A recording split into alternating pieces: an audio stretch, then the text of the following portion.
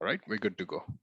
Okay, thank you. Hey, everybody. Nice to see you at least in squares on my computer screen, if not in person.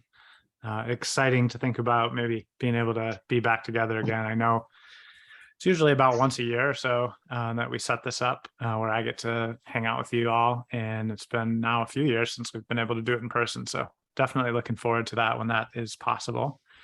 But this is better than nothing for sure. And I'm excited to share this topic with you all tonight. This is something that I've spent a lot of time thinking about over the last couple of years. And at my job here at Trailhead, the consulting company that I'm an owner of, we do a lot of work around this type of microservice type of architecture. And so this is something that's very interesting and relevant to us. And as I'm going through here, I'll talk a little bit about how this talk came about, but it's kind of inspired by working with this stuff every day. All right, so hopefully you can all see my screen now. I can't see you all anymore, so shout out, I guess. Okay, perfect, thank you.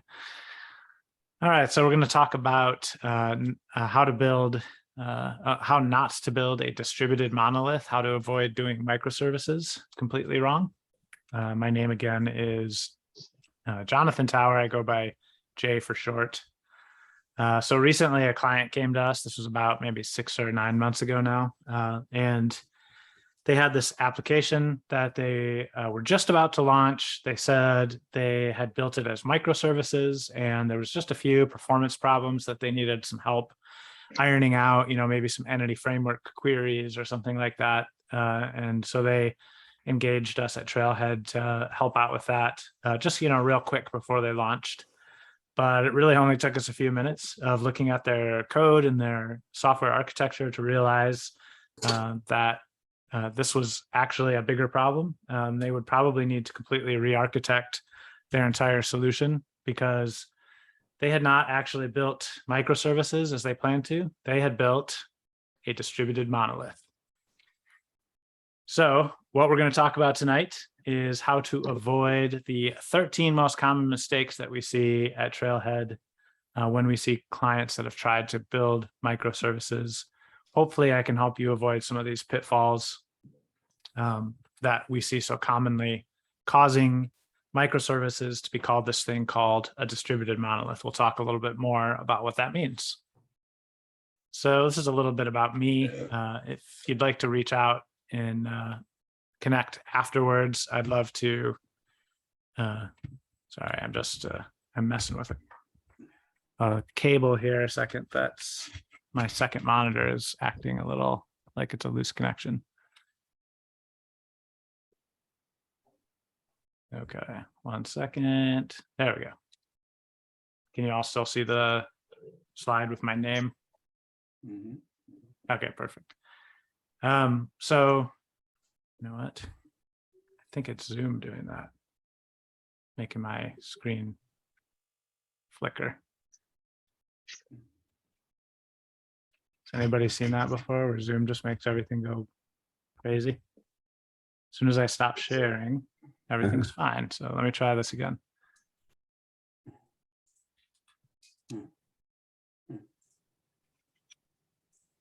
Okay. Hopefully this will stop happening. What Maybe you can't see from, yeah, we can see the screen fine actually. Maybe I wonder if it's only on your side. Probably Zoom's doing something, or I'm not sure. Yeah. The only my only concern is that all my notes are on my other screen. So my other screen disappearing and reappearing every half a second is a little distracting. Anyway, so this is my contact information. If anyone wants to reach out to me after the talk, be happy to talk about anything that we talk about tonight, anything about .NET, anything about software development. Obviously, if you want to reach out to us at Trailhead, we do custom software application consulting. So we help our clients build custom software applications, web, mobile, IoT, database, cloud. All of these types of technologies are things that we're using every day. Also, I am an organizer at a local software conference called Beer City Code here in Grand Rapids, Michigan, just around the lake, a few hours from you all. We actually have our event coming up on August 6th. So if you would be interested in joining us, we'd love to see you.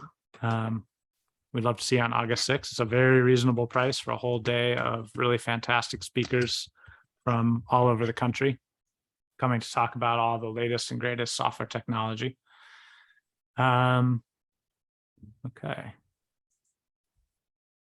Sorry, my computer continues to, I'm just going to unplug some things here a second. Technical issues are persisting. What you can't see is right next to me here is this huge screen, and it's just like flashing my notes at me for about a half a second every 5 seconds. Not very useful. All right, try sharing this again without that.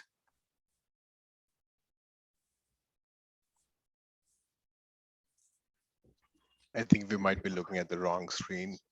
Yeah, yep, now I only have one screen, so. Okay. Okay, so hopefully I'll just remember this all from memory, not from my notes. Those of you who've seen my talks before know that I like to do this. This is something I do, obviously completely for free. It's just something I do because there's been people who've fed into my career over the years that have made my career and my life better as a result of their influence. And this is just kind of my way of paying it forward. But there's a large sense in which we all are kind of lucky to be in the industry that we're in. We're in such demand. We all hopefully have some, jobs with some good disposable income in these software careers. And there's about 1 billion people in the world who don't have access to clean water. It causes all kinds of health, poverty problems. And Charity Water is one of my favorite charities that's actually addressing that issue. So something I like to do at my talks, if you find something useful, interesting, helpful, funny, whatever, and you want to go to this bit.ly link here, bit.ly/CNUG 22-water, CNUG 22-water, or use that QR code there, and you go to that anytime during the talk and donate some money. I'll put my money where my mouth is. If you all donate $200 collectively, I'll match that with 200 of my own dollars. That's how much I like this Charity Water charity. So I'll remind you of this link throughout the talk a couple times.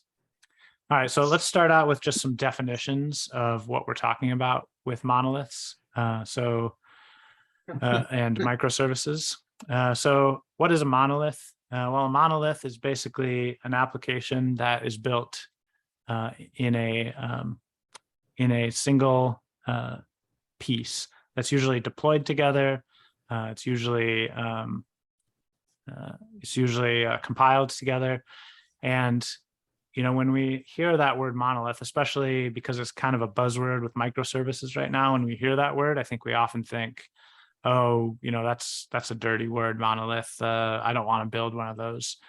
What I want to actually convince you of, one of the things I'd like to convince you of tonight in this talk is that monoliths are not such a bad thing. There's such a thing as a good monolith and a bad monolith. And there's definitely such a thing as trying to build an application that as microservices that probably didn't need to be microservices. So we're going to talk a little bit about that as we compare and contrast those. But these are the types of applications that we've been building for decades now, where we have a bunch of code in a single repository. We compile that code all together, and we usually deploy it all together as well.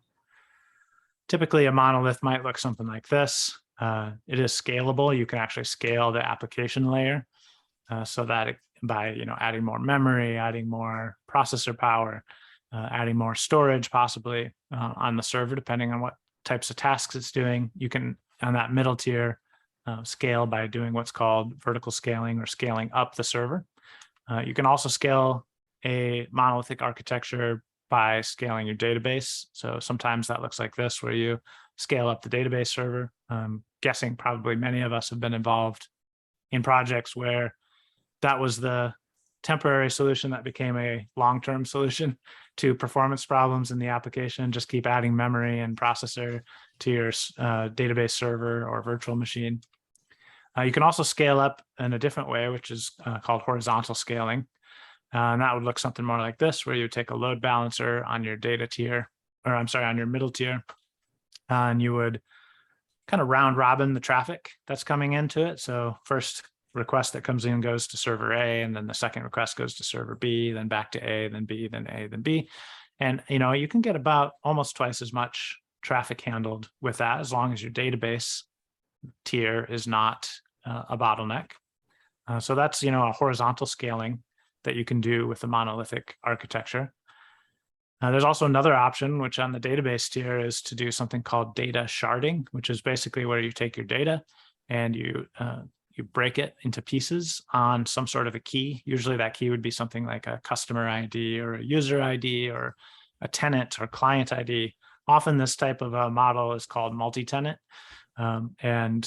So it would be some sort of a tenant ID. Often that would be like an account or a customer or something like that, that you could split your data. So all the data for tenant A goes into the first database. All the data for tenant maybe B, C, and D goes into the second database. And as long as you're using about the same resources for those two servers, that stays balanced. You can even add more additional databases and scale out even more horizontally in a monolithic architecture. All right, so that takes us to this like beautiful thing that we've all heard about called microservices, this like, cool buzzword right now about architecture. What do we know about microservices? Well, microservices are usually independent services that are written with very little coupling or no coupling between each other, completely separate databases, and they're written in a way so that you get high availability, and you can very easily deploy changes very frequently. So that's kind of the advantage that you get with microservices. Typical microservices architecture is going to look something like this, where you're going to have client requests coming in. There's going to be maybe some sort of an API gateway layer. Is not unusual in a microservice architecture. That is essentially bringing all of the different microservices for a particular application together under one roof. It might combine them all under a single application authentication model. It might bring them all together so that all of the URLs have some kind of consistency to them, even if the microservices have some variety among their different URL paths. It might even be stripping some information out of the data that's not needed for certain applications, or removing certain endpoints altogether that aren't needed for certain applications. So that's kind of that API gateway layer.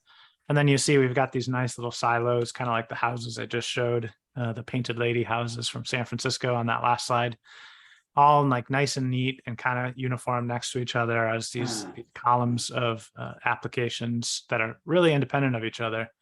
I want you to notice that each one of them not only has their own application layer, but their own database layer. It's completely separate from each other. That's an important architectural piece we'll be talking about a bunch tonight. And then the last layer on this typical microservice architecture diagram is something called an event bus. You might have heard this called a few other names that are kind of similar to that, but we'll call it an event bus. And this is basically the place where each of these applications can write out events that other microservices within this architecture might be interested in. So maybe one of these services is a hotel. Maybe this is for a hotel. One of these services is for like check-in and check-out. And you publish a check-in or a checkout to the event bus. Let's say you publish a checkout to the event bus. Maybe there's a housekeeping microservice that subscribes to that checkout and says, oh, I need to alert housekeeping that it's time to clean this room because now somebody has checked out of it. That'd be kind of an example of what you would use the event bus for. So that's really that's your layer that you use to synchronize and copy data and alert other services to what's going on in the other services. All right, that brings us to the title of our talk tonight, the distributed monolith. This is what we're trying to avoid building.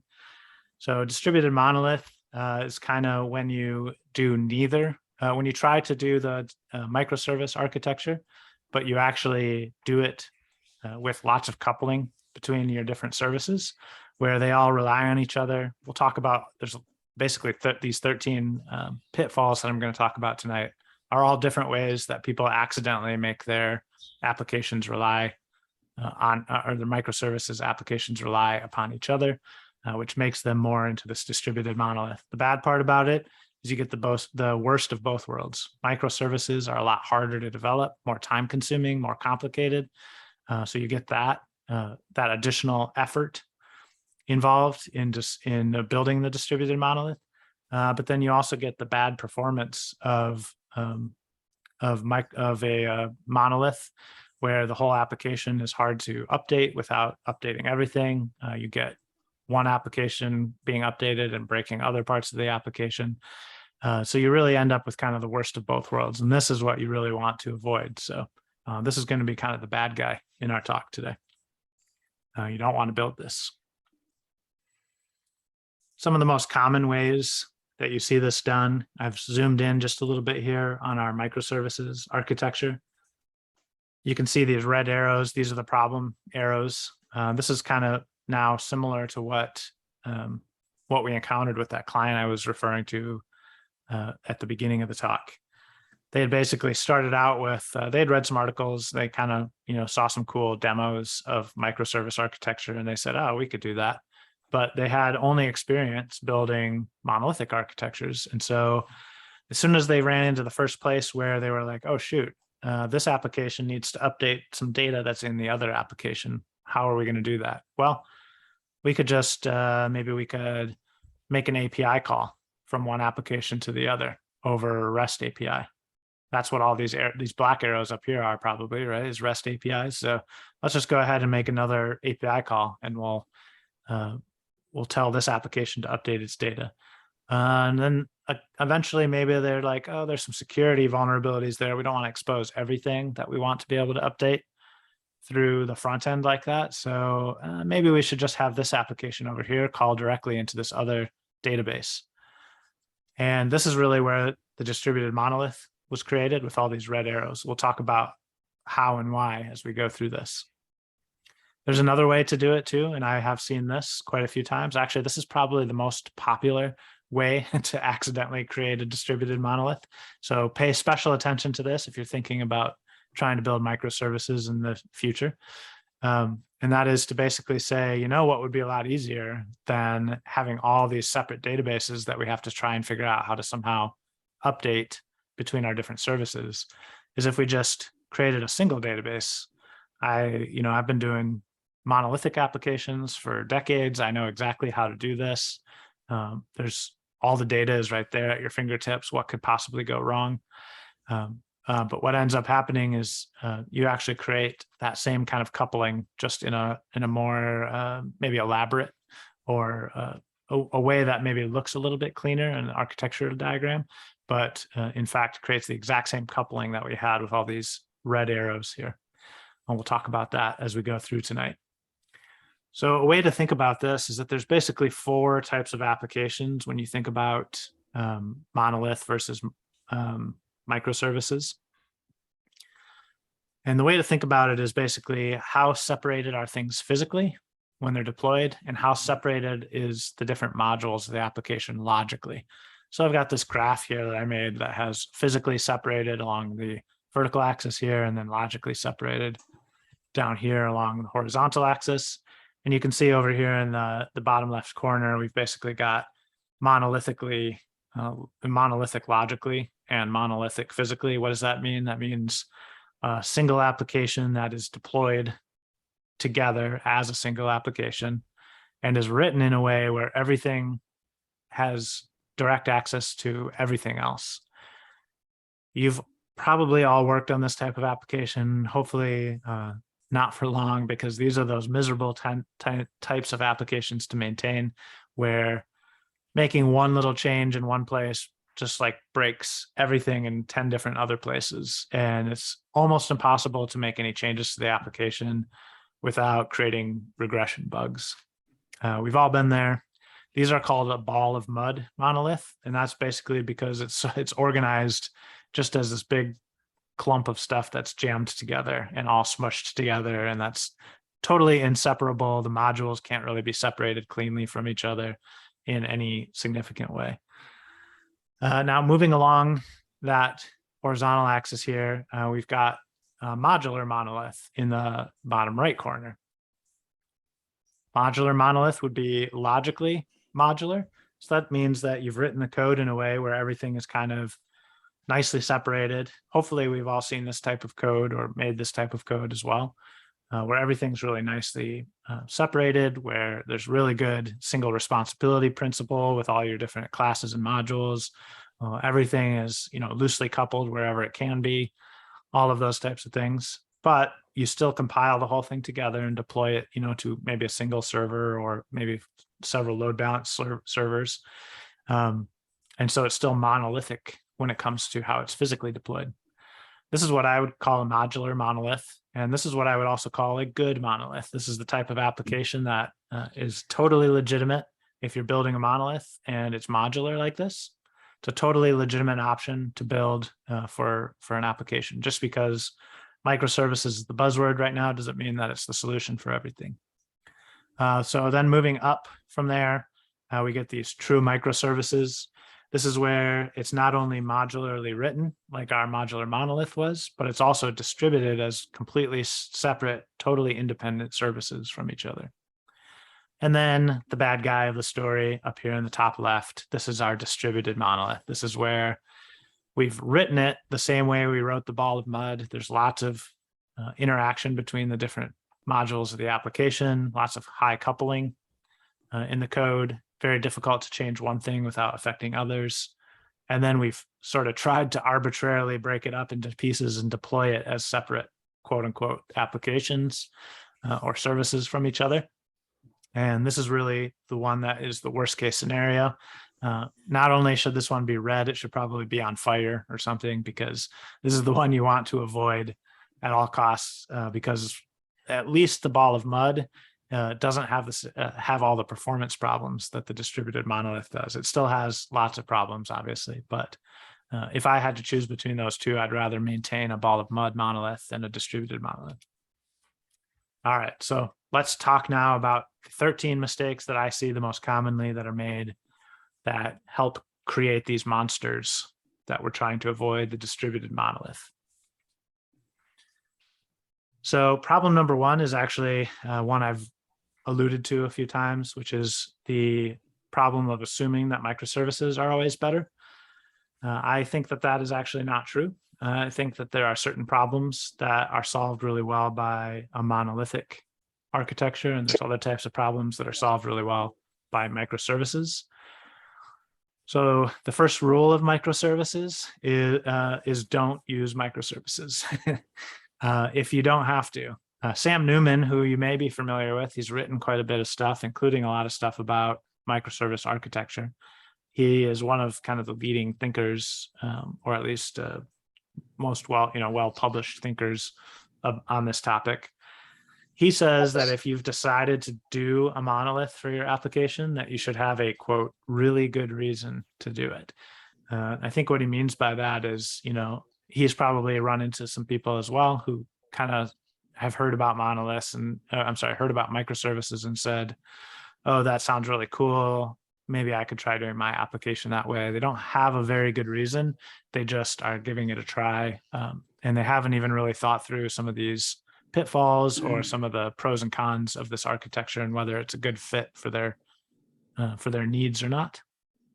So the other thing to keep in mind is that microservices are very difficult to do. They're much more time consuming, much more complicated, a lot more moving parts than a monolithic application because of trying to keep everything separated and having everything sync up with each other at some eventual point in the future. That creates a lot more work than just building a monolithic application. So as a starting point, kind of remember this rule, have a really good reason if you're going to go ahead and build microservices. So you're probably wondering, okay, Jay, what are some good reasons to build microservices, right? Well, these are a few that that Sam Newman gives. One of them, the first one, is the need to independently deploy new functionality with zero downtime. I heard a story fairly recently about Amazon and that updating their main like Amazon.com website and how often they do DevOps releases of that. And at the time, I want to say it was tens of thousands of releases a day, if you can imagine that. So obviously, in that scenario, if they're able to do that, they're obviously doing that with microservices. There's no way you could update a monolithic application 10,000 times or more a day. They're doing that with little updates here and little update there and little update there. And it's basically constantly doing updates all day long, every day. The second one is the need to isolate specific data and data processing through data partitioning. So if you think about examples like examples where you would have a chunk of data, like with gRPC, for example, the right to be forgotten. That exists for European Union citizens, not for Americans yet. If you wanted to put all of the uniquely identifiable data about a person into one database and kind of keep that separate from all of your other data that is maybe more anonymized data, that would be another possibility and maybe a good fit for microservices. And then this one is really important, which is the need to enable a high degree of team autonomy. What do I mean by that? I don't mean that the entire team has no oversight by a manager or something like that. What I mean is that each microservice is going to have its own team, and each of those microservice teams will have complete autonomy from each other. Now, they'll still communicate, obviously, and collaborate on some things, but they would basically be able to update versions, add new endpoints, and add new functionality. As long as they don't break any existing endpoints, they can, be making changes to their microservices all the time, completely independently of each other. And we'll talk more about that in a future pitfall as well. So those are all some good reasons that Sam Newman and actually Martin Fowler say, if you're going to be building microservices, these are some good motivations to do that.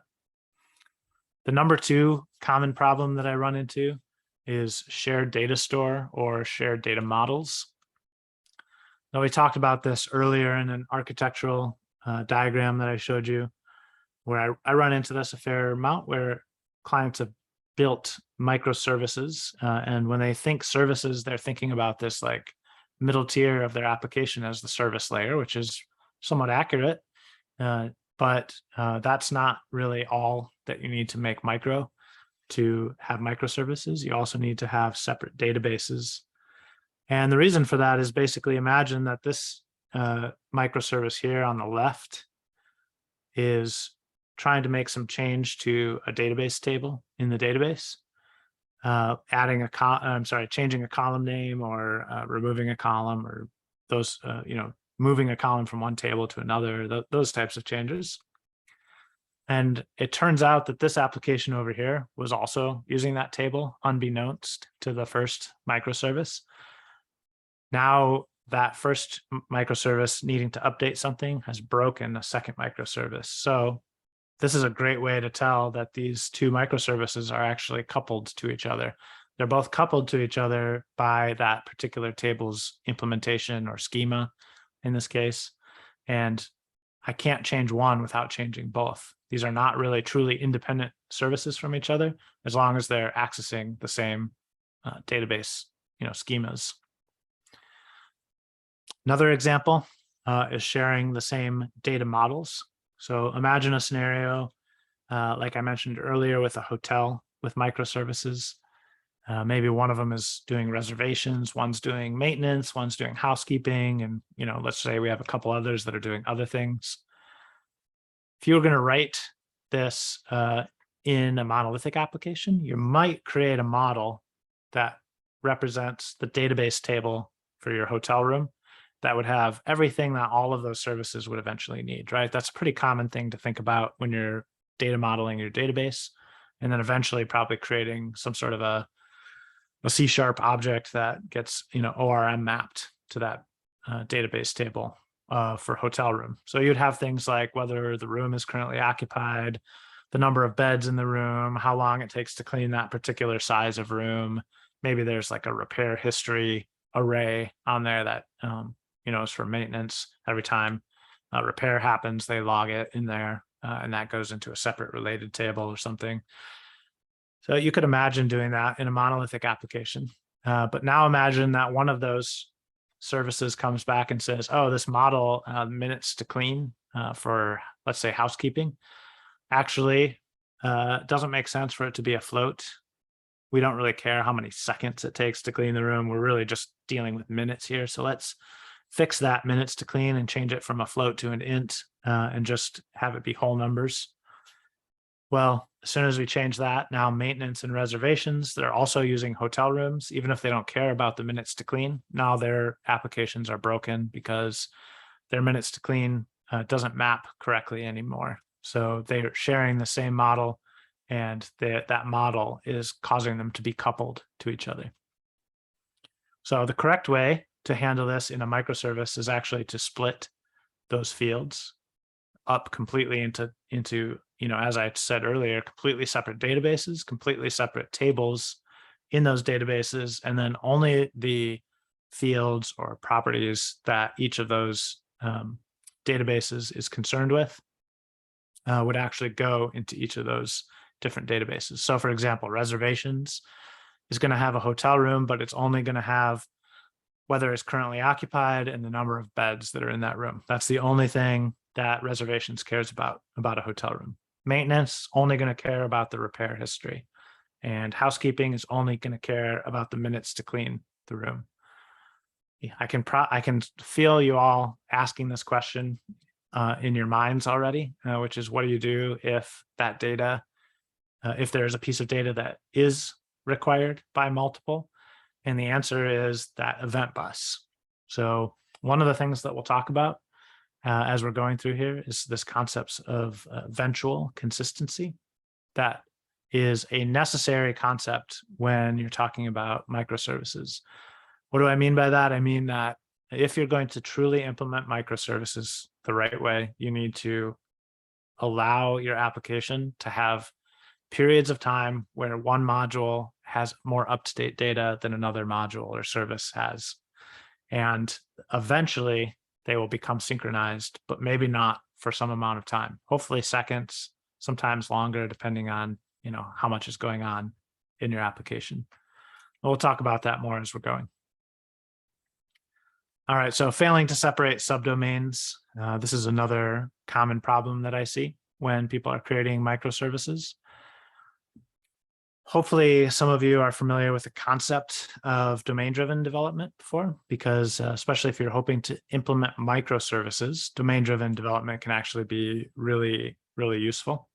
But I'm not going to go into that too much tonight, because this is something that we could spend not just the whole hour, but multiple hours talking about in a lot of detail. But domain-driven development, just let me just give you kind of a quick overview. It has a couple of concepts here that relate to where you draw the line between your microservices. Domain, that's kind of the everything that your business does or your application does. Subdomain would be like the different areas that within the application. So authentication might be a subdomain, logging might be a subdomain. If it was a hotel system, reservations, taking reservations might be a subdomain. And then there's this idea of a bounded context, which is a way that domain-driven development helps you try and identify your subdomains. Typically, microservices application is going to use these bounded contexts to find subdomains, and then each of those subdomains is going to become one of your microservices. That's the most common way that it ends up shaking out. But if you don't understand all that stuff, and you want to start creating microservices before you've had a chance to read a domain-driven development book, here's Jay's shorthand rule of thumb that you can use. You want to create the smallest possible microservice. That means small as in the fewest endpoints or functionality. The smallest possible microservice without chatty communication between services. Now, there's some judgment calls here. What's the definition of small? When do you go from a small to a big? that's a little bit up to interpretation. And obviously chatty is also the other word in here that's open to interpretation.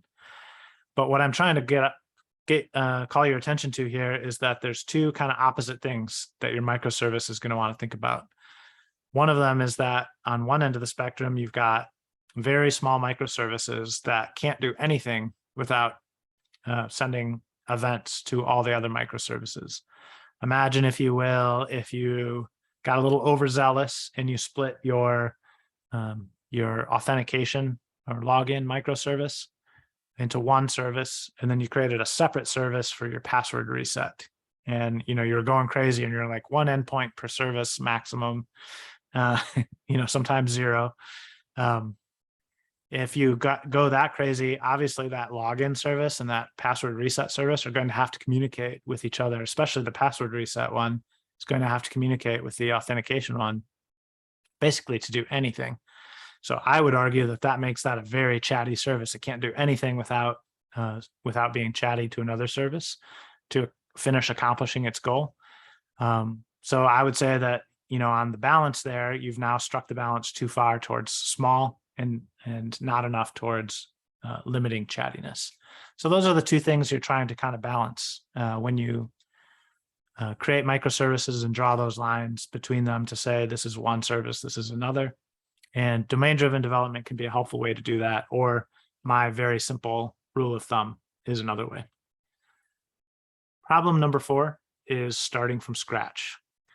Now, this is a really tempting one, even for me, even knowing this is a problem, even seeing the pitfalls of this problem, I still find it very tempting. And I think part of that is because as an engineer, maybe you can all relate to this. As an engineer, it feels like anytime you encounter something that is not architected well, it's tempting to go and say, the sunk cost in this, it's not worth throwing more, good money after bad, as they say.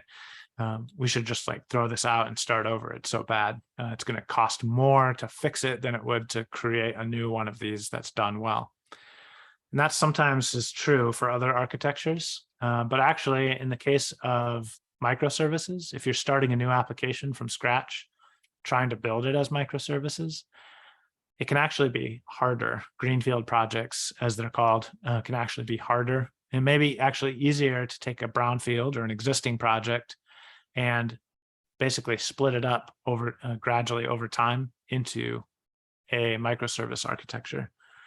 The advantages of that is that you have the existing code and the relationships between the different modules that you can examine. That might not sound that powerful, but that's actually one really huge advantage that you have if you're taking an existing project and trying to split it into microservices. Instead of just being at a whiteboard and saying, well, I think, this service should not need to interact very much with this service, so it should be safe to draw the lines here.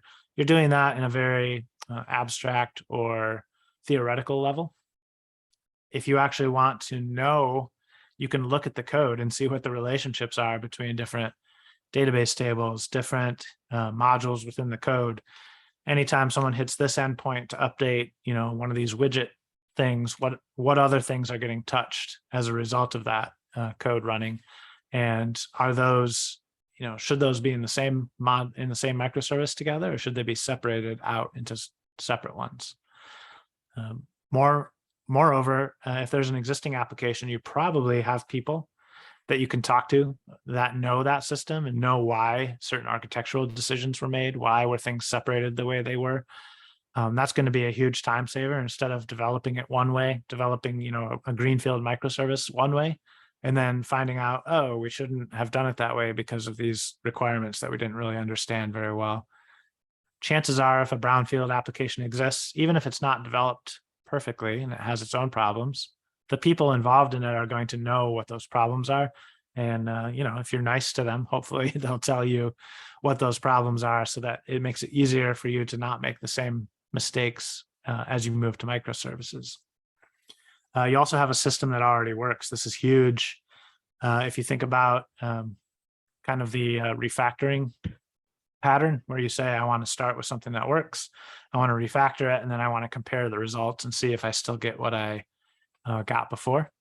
And related to that, you also have a baseline when it comes to comparing what what your microservice is actually accomplishing. So if there are certain deployment simplification goals that you have, you want to be able to deploy X times a week or whatever, you want to be able to deploy with 0 outages during the whole year or something like that. Whatever your goals are for your application that you're trying to achieve by going to microservices, you now have this brownfield existing project that you can compare as a baseline to say, like, did we actually improve anything, or did we just make things worse by moving to microservices?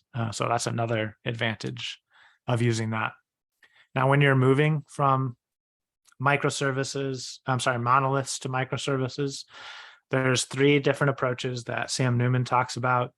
The first one is using what's called the Big Bang. That's kind of the all at once, launch it, and the whole thing is done kind of an approach. Now, if you have a small application, that might be an okay choice. If you have a medium or large size application, that's almost definitely not the best choice. That's going to greatly increase your risk of failure. The next option is something called the evolution model or approach. And this is a better approach for really almost any size application. This is kind of where you allow things to get a little bit better and then a little bit worse, a little bit better, then a little bit worse. What do I mean by that? I mean, like, when you refactor things, it's going to get a little bit worse. When you first separate things out, it's going to get a little bit worse. And then you'll make some changes, move some things around, improve some performance and communication between your microservices, and it'll get a little bit better. Then you separate things again, they get a little bit worse. You go refactor, try and get it back to performing at the level that you want, and then it gets better.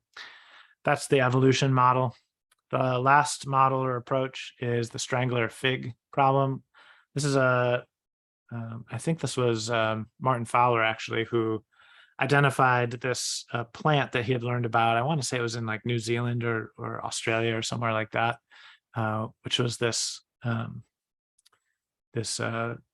vine that grew in trees, and it grew starting in the branches, and it would grow down the tree, and eventually it would start sinking its roots into the ground. Given enough time, those roots would start to choke out the tree's roots, and the tree would eventually die. But trees don't fall down right away when they die. They often can last decades standing there dead. And that vine that was growing on the strangler fig would have that whole backbone of the tree to get it some more sunlight, and basically it would take advantage of the tree's structure for its own benefit by eventually killing it. This is the kind of approach that is probably the best approach for any medium or large size application. What does it look like? Well, you create a facade. In the case of a microservice, this is probably like a API layer that you put in as a facade. And you have at the beginning, you have your larger legacy application, and you start, with just a few things that you've moved over into your more modern architecture. And as you go along, the modern starts to get bigger and the legacy starts to get smaller, but you kind of keep things so that they look the same to the front end application that's using that API, using your facade layer. And then eventually, maybe you can get rid of the facade layer altogether because you've moved everything over into the modern approach. So this is called the strangler fig pattern. Number 5 is tight coupling of services. This is a lot of what we're talking about with a lot of these examples, but there's a few examples I want to call your attention to here. One specifically that happens the most commonly, which is synchronous calls, or is called time coupling. And then the other one is shared helper classes. Let's see. Yeah, so synchronous calls or time coupling. This happens when, let's say you couple your order process has an address field that the user can fill out. And if the user provides a new address and indicates that they want that saved, or maybe they want their default shipping address changed to that, then you need to go update the user's account, which maybe is a different microservice. So now you've got two microservices that need to communicate with each other or need to have the same data updated. Now, let's say you haven't seen this talk and you don't know that the proper way to do that is to use the event bus and to have eventual consistency of your data in the two microservices. And instead, you decide that microservice A, which is your ordering microservice, should call the second one, which is your account microservice, directly in a synchronous call.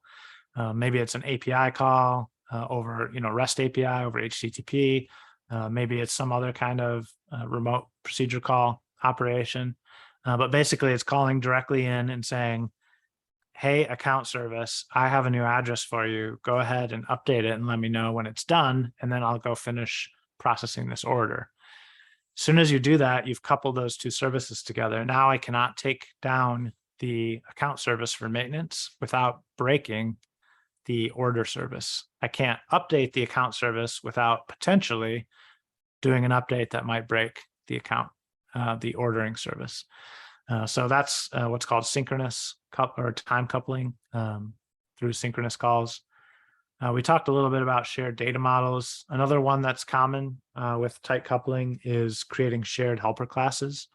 This sounds almost like antithetical to good software architecture. You're thinking, but Jay, the solid principles, right? I shouldn't repeat myself. I should have single responsibility. I shouldn't be copying and pasting code. That's all true, but also keep in mind that one of the goals of microservices is to have completely independent applications that could be even in completely separate languages or frameworks. We're all kind of probably .NET programmers, so we're thinking, why would I want to write anything outside of .NET? Maybe that's the case. Maybe in a larger organization, though, there's a big, PHP team, or there's a big Python team or something like that as well that wants to, use those technologies for different parts of the application or different microservices within the application. As soon as you have a shared helper class that's in one particular technology, now you've tied all of those teams to having to use that same technology. Also, obviously, there's the coupling that happens when that shared helper class has maybe a bug in it, and now all of those applications have the potential to have that bug. All right, so we're about halfway through the slides here. So just a quick reminder, I haven't checked to see how this is doing, but if anyone wants to go to this bit.ly link during the talk, if you all collectively give 200, I'll match that tonight. So just a reminder of this, you can use that QR code as well if you want to get there without having to type it in. And I'll show this one more time at the end before I check to see how we did. All right, so problem number 6 is improper code sharing. So imagine these couple of scenarios here where you've got a customer's service or module that is making use of an orders, that has a relationship, let's say, to an orders module, and that they're both sharing a single copy of a dependency, which is the customer object. Now, as soon as you do that, they're sharing the same object as each other. Now I can't make a change to that for, say, the customer service without breaking the order service. So the correct thing to do, even if they're exactly the same properties, even though it feels totally wrong to copy and paste a class from one project to another, is to have 2 copies of that dependency, one in the customer's service and one in the order service. And the 2 should be totally unaware of each other because they should truly be separate applications. One of the ways I've seen companies, let's say, enforce this for microservices is by having each team use a completely separate repository, code repository. So it makes it impossible to accidentally reference something that someone else made, to reference like the same copy of it that someone else is using somewhere else. Makes it absolutely impossible to share dependencies without copying and pasting them, which actually sounds terrible from an architectural perspective, but in a microservice is actually good. All right, so we talked a little bit about that, like small microservice versus chatty microservice. balance that you're trying to strike. One of the common problems that I see is microservices that are too small. I gave this example earlier. What if you had a user login and a password reset? They're going to end up somehow chatting with each other quite a bit, even if you did it through an event service. This is too small to create these services this way. It would be better to combine them together into a single service and remove some of that chattiness. Now, you could make the argument that as soon as you do that, then there'll be some other thing you'll run into where there needs to be some events into the event bus. And you might say, oh, there's another event. I guess I need to combine these. Obviously, there's a breaking point where you say, no, these are different enough from each other. They're in different subdomains based on my domain-driven design work that I've done. I know that they're in separate subdomains for these reasons. And so I won't do that, but still kind of balancing that small versus chatty. Another really common problem, and again, this kind of comes back to that, if I'm going to reuse code, I should reuse code by referencing the same class one time, from all my code. Should use the same logging class or what have you. And that's really true in a monolith. That's a really good way to architect your code. In a microservice, you want to actually avoid that. Well, there's this great tool called CNUG that helps you solve this exact problem. It allows you to do centralized logging without coupling your modules together by referencing the exact same copy of the exact same logging library. And also, it embraces the eventual consistency model. Basically, your applications can log to it. And even if the logging destination that it's trying to log to isn't available immediately, it can actually, it can queue that stuff up and then eventually log it once the connectivity is restored. What's great about it is it's not only decoupled in that time coupling way, but it's also decoupling in the way that CNUG is available on basically every major programming framework or language that you can imagine, including .NET, which means that if you have one team that's programming in Go and one that's Python and one that's in .NET, that they can all use CNUG, even if they're completely separate applications doing things in completely different ways with completely different languages, and that you're really not talking to each other that much about how you're going to do things. They can all still use CNUG, and anything that happens in any of those applications can get logged into a central location. So that makes it a lot easier for you to go back later and debug and say, like, hey, when this user tried to do this particular call, the event went to the event bus, but it didn't actually update some of the other services that were supposed to subscribe to that event. And you can actually go into that log and see all of the things related to that particular request that set all of those things off. And you can actually debug in a nice centralized way and see what was happening without coupling all of your services together by using the exact same, say, database for logging or the exact same C# library for debugging. So really great system.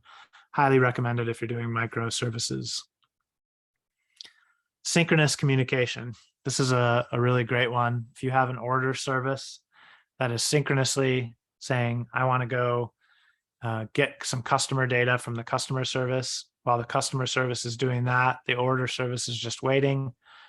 Customer service sends back the customer data. Okay, now the order service can go ahead and process the order because it's now looked up the correct customer data.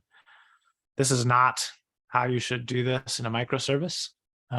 If you are going to do this, this data should already be in the order service. It should be synchronized whenever a customer changes their customer data. Any pieces of that customer data that need to be used for the order service need to synchronize to that backend event bus. And of course, they won't be updated immediately. You have to embrace that eventual consistency.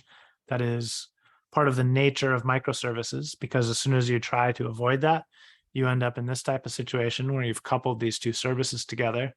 And in this case, you've coupled them together in a synchronous way.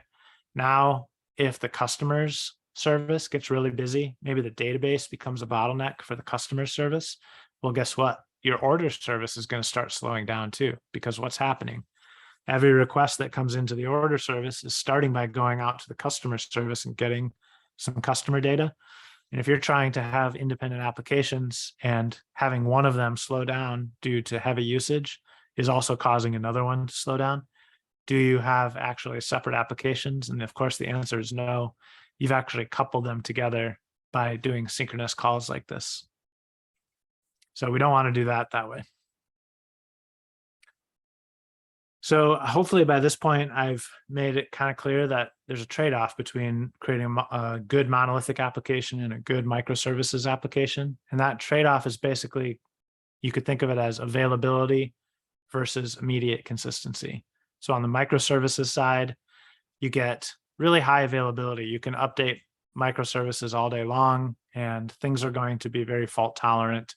If there's an event published into the event queue that some service isn't awake to process because it's currently being updated, event buses have ways of handling that so that when your service comes back online, it'll have all of those events waiting for it so it can process through them. So you get really high availability.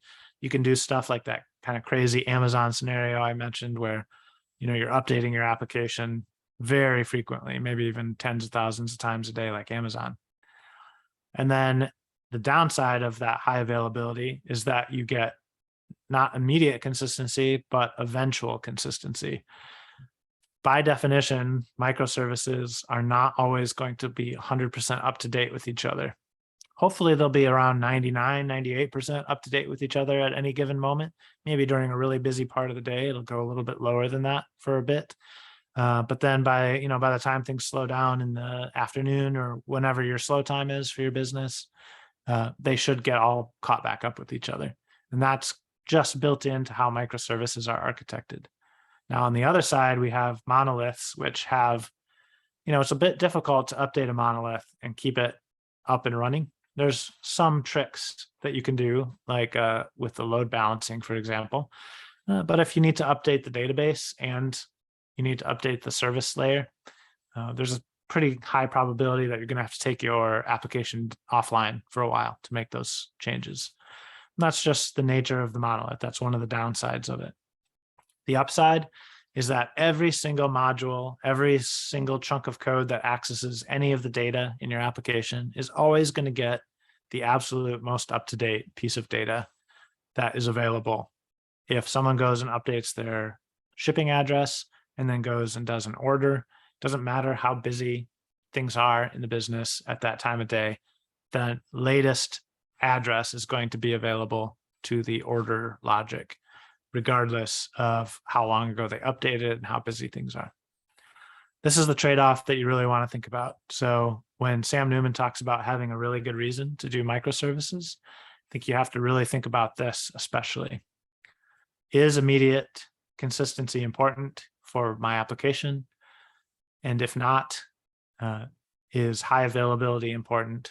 And if the answer to those is basically no, immediate consistency is not important, and yes, high availability is, then definitely microservices are a good fit for you. The answers are the opposite. Probably monolith is the best architecture for you. Still, I would encourage you to create a good monolith, a modular monolith, not a ball of mud monolith. And there's whole other talk that we could do about what the right architectures for that are.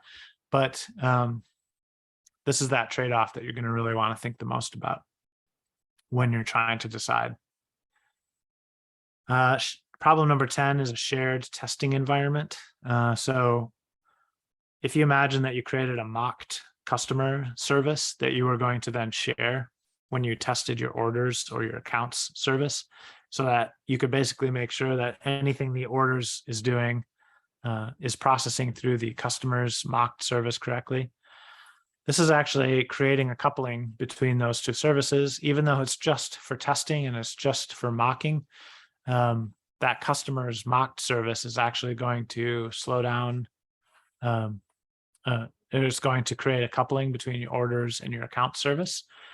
The correct way to do it would actually again, clients that have completely separate repositories to enforce this, to have one copy of the customer mock that's used by the order service and a completely separate one, even if it's very similar, completely separate customer's mock service that is used by the account service.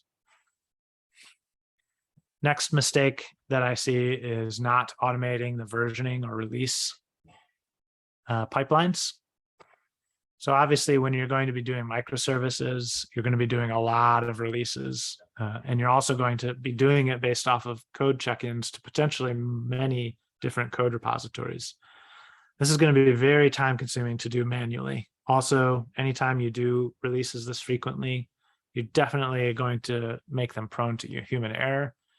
And you also may find that you need to support concurrent versions of your service. So if you've made like a breaking change to your service, maybe someone had a bug and you need to make a breaking change, but that is going to have a negative impact on people using your service. You might have to have a version 1 and a version 2 of that service to support at the same time. All of this stuff is very hard to do manually, and there's lots of really fantastic tooling, continuous integration and deployment, versioning libraries for your APIs that you would want to deploy to automate as much of this as possible to avoid all of those pitfalls. All right, this one is maybe a surprising one for a lot of people, which is that mismatching your team's organization to the microservices architecture is a big problem. Maybe I shouldn't have put this at the end of the list because it's actually such a common mistake. I should have maybe put it in the first few. There's this law called Conway's Law. It says basically that an organization that designs a system will produce a design whose structure is a copy of the organization's communication structure. What does that mean? A very famous example that's given for this is that if you have 4 different groups that are working on a compiler, you'll almost certainly end up with a 4-pass compiler. In other words, when you're trying to design something, that something you build is going to often look a lot like the structure of the team that built it. So if you have this type of a situation where you've got a single development team, everybody's kind of pulling from one backlog, everybody's doing stand-ups together, everybody's working on just like any code anywhere in the application, everyone's kind of an expert on everything. Nothing wrong with that, but that is not a good fit for microservices architecture. That would be this one team basically servicing all of these microservices. Every person on that team has to be an expert on all 5 of these microservices and be able to kind of move around between them. This is not an ideal setup. The ideal setup for a microservices team would be one team of people per microservice and really no crossing between them. Now, this doesn't have to be 100% purist. You could have something like this where maybe you have a couple of smaller microservices that one team handles together. But the idea is basically one team per microservice. You also want to do the same thing with your pipelines. So I talked about separating your code repositories so that each microservice is not in the same repository. Same goes for your continuous integration and deployment pipelines, your testing pipeline. You want to make sure that you don't use a shared deployment or compilation, that you can't change. You want to avoid the situation where you can't change one pipeline without breaking the other ones. And the goal would be to have totally independent releases from each other. One application can release without the other one even really knowing or having any awareness that that application has been updated. So that removes the coupling from your CI/CD or your DevOps layer as well. And the last one is designing services that are not well encapsulated. So a good analogy for this is what's called the iceberg service. So if you imagine a service that has a fairly large implementation and a pretty small API surface area, and that's called the iceberg service because obviously icebergs are famous for being 10% above the water and 90% below, or whatever the numbers are. So that water line kind of between the API that's public or the iceberg that's out of the water and the implementation that's private or the iceberg that's below the water being split in that kind of 1090 kind of a way. This is a very stable environment for a microservice. You've got the team can be making lots of changes to the implementation. They can say, oh, we see a bug here in the implementation, or we see a chance to do some performance improvement in the implementation. Let's go ahead and do that. They can make all kinds of changes to that, and it'll still be very stable. Now, if you move that water line down, then almost without fail, that team is going to have to more frequently make changes to the API surface area. Almost any time they make a change to the implementation, they're going to have to go up and make changes in the API definitions as well. Now, this makes a very unstable service that is not a very good candidate for a microservice, because microservices work best when the service is stable. So you really don't want to see your team having to make lots of changes to the API definitions. You want to primarily see them making changes to the implementation. Okay, so summing up, we learned that for a lightweight application or a single team, a monolithic application architecture might actually suit the problem better. But for some complex problems where the application needs to evolve very quickly, but there's clear domains that separate things, separate teams to work on those separate domains, then microservices might be a good fit.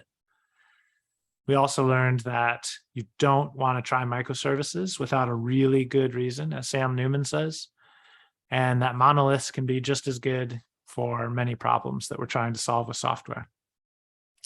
Finally, we talked about those 13 different pitfalls that I've seen my friends and customers fall into, and want to help you guys avoid making some of those same mistakes. There's tons of further reading you could do on this topic if you're interested. First one is this O'Reilly book called Building Microservices that I recommend. Another one is, I never know how to say this, is it PACT book that is called Cloud Native Architectures. The subtitle, Designing High Availability and Cost-Effective Applications for the Cloud. That's a really helpful one. There's another O'Reilly book that's about building evolutionary architectures that talks about microservices.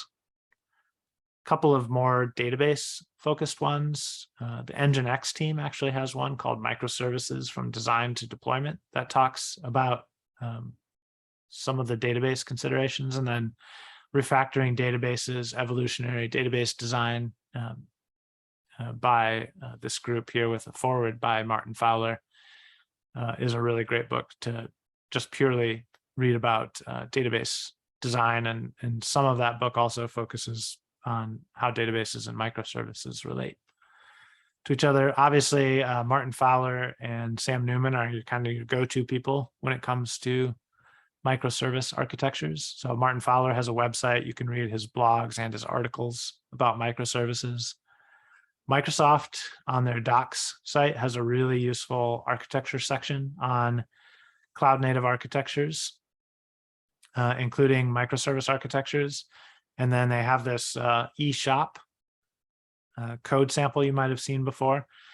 They rewrote that to be on containers as a reference app for how to do microservices. So if you're more of a hands-on person, that can be a great place to start. If you're more of a theoretical person, you might actually start with this microservices page, architecture page on the docs site, and then go look at the eShop on containers app as a more practical example. All right, so these are the things that we set out to do, and we've now finished this list. Here's that URL one more time that I promised. So now I can actually check and see how we're doing on that. I'll pull it up on my phone. And I see we're at 70 out of 200. So we're getting almost to halfway. Well, I'll hang out for a little bit here and see if that number goes up. I'd love to see it hit 200 because then I can double it, make it 400. But in any case, I appreciate your attention, and I hope you got some useful information out of this. Here again is the places you can contact me. All of this stuff that we talked about from these slides tonight is on my GitHub at the link you see at the bottom. And now would be a great time to ask any questions. Anyone have any questions?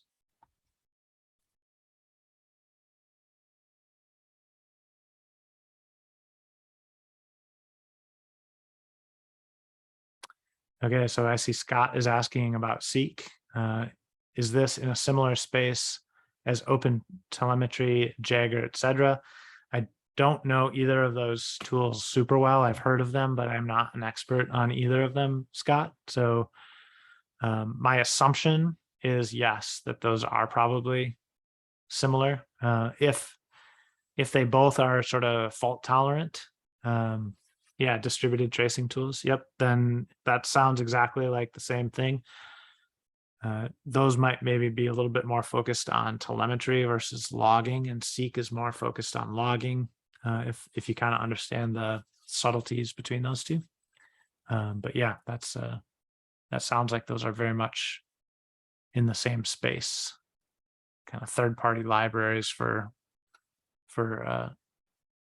people building microservices. Yeah, you're welcome, Scott. Yeah, so Mike is asking, is there duplicated data between services that's maintained by the event bus? Yes. So to give that example again, if you have an account service where someone can go and change their shipping address, their default shipping address on their account, that account service would most likely publish an event to the event bus that would basically say a shipping address was changed. And most likely your order service would care about that, because obviously anytime a customer orders, there needs to be a shipping address. So that shipping address would be, that shipping address change event would be subscribed to by the order service. And when it sees that event happen, it would say, oh, I care about that. Let me go ahead and process this change as well. It would say, who is this customer? Okay, I'm going to go update just the fields I care about in the order service, which is probably like the mailing address. Maybe there's some other stuff it doesn't care about from the account. But yeah, it would go ahead and update that in the order service as well. So does that mean you have duplicate copy of that mailing address in two different places in your application? Yes, it does. Does that answer your question, Mike? Yeah, so Mike's asking, concerned about the out of sync conditions. Is that an issue?